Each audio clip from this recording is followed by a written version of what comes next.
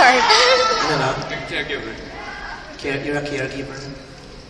Nobody cares for you. May girlfriend? Single! Walang girlfriend? Bakit kaya naman pag lalaki may girlfriend agad? May boyfriend. Maloka kayo, umoo, no? Wala kang girlfriend? Ano ka ba? Mapili? Hindi. Just heartbroken. You're heartbroken. Would you like me to help you mend your broken heart? Saan mo, Bay? Taray! Umaray mo. Don't cry. Don't despair. The best is yet to come. In fact, he just arrived.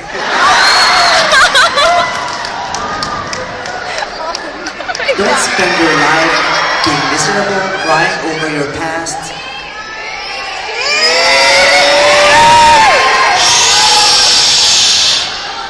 We'll get there.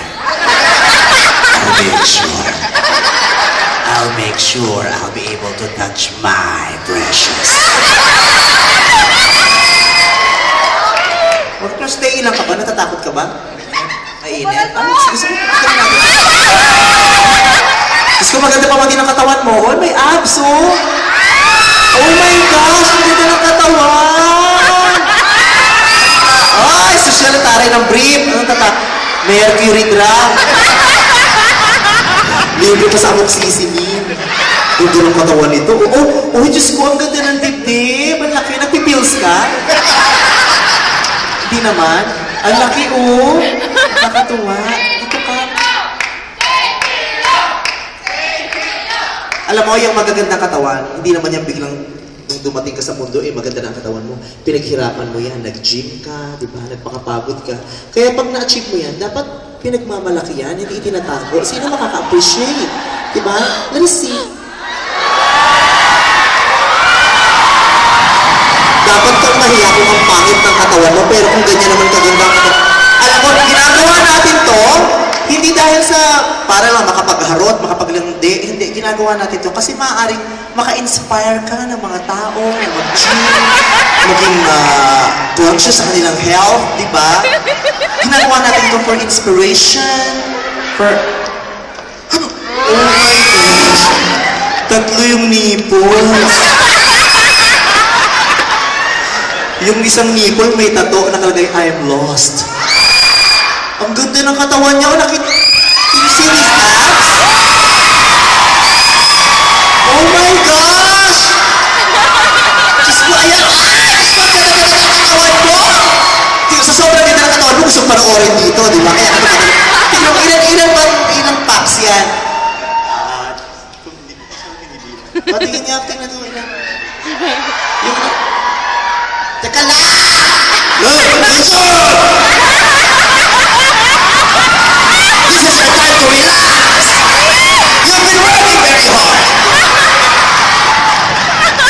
Bilangin natin, hawakan mo nga yung shirt mo. Bilangin natin yung abs. 1, 2, 3, 4, 5, 6, 7, 8.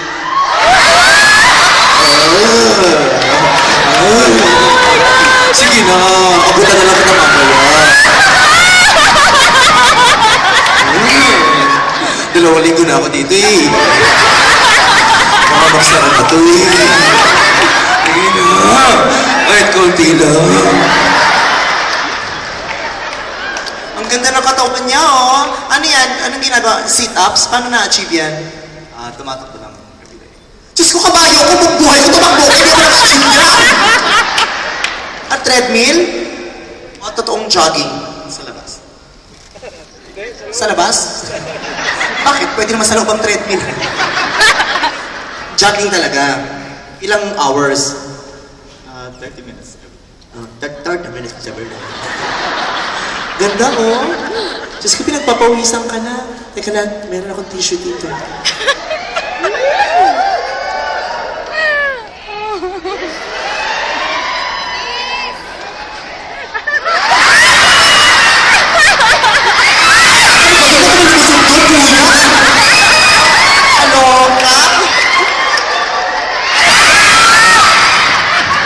Fairness, mabago yung pawis mo, pang mayaman, ibang hangin sa New Jersey. Lika. Taga saan ka ba sa Pilipinas? Sa Manila. Ah, isa sa Maynila. Paco? Paco, Manila. Taray. Paco, Manila. Paco ba yan o Tamtax? Yung totoo. No comment. No comment, so hindi mo masyadong nakikita. Hindi mo kayang i-judge. May mga ganyan lalaki, ang gwapo, pero pag nakita, Diyos ko, kailangan pansyaniin para matagpuan mo. parang isang kabuti na nawala sa isang talahiban. Ayan. Ilang taon ka nang walang, gano'n ka nakatagal na walang girlfriend? 1 year. So, you must be living a very boring and sad Boring life. daw. Sometimes. Sometimes, oh. But there are times that you... Naka-video to, lahat. Ang init ang kilikili mo, 14 ka? Ganda-ganda ng katawan mo. Matagal ko na naghahanap ng ganyan. Ngayon lang pala ako makakatagpo dito.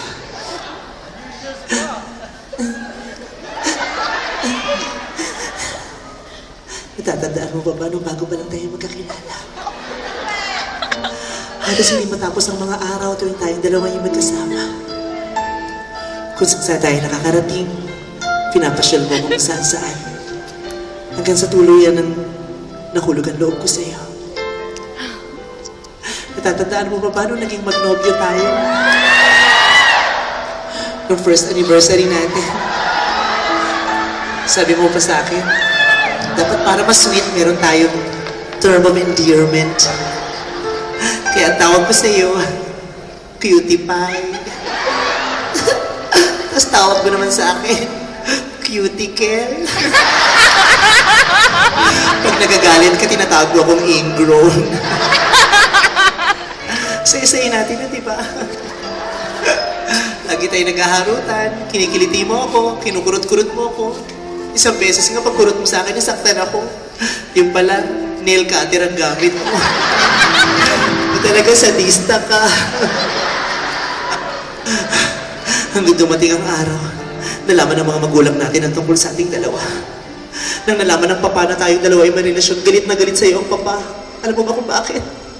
Okay, bakit? Gusto ka rin ng papa. Oh, it's pwede na. Ah, sige. Bakla ang papa.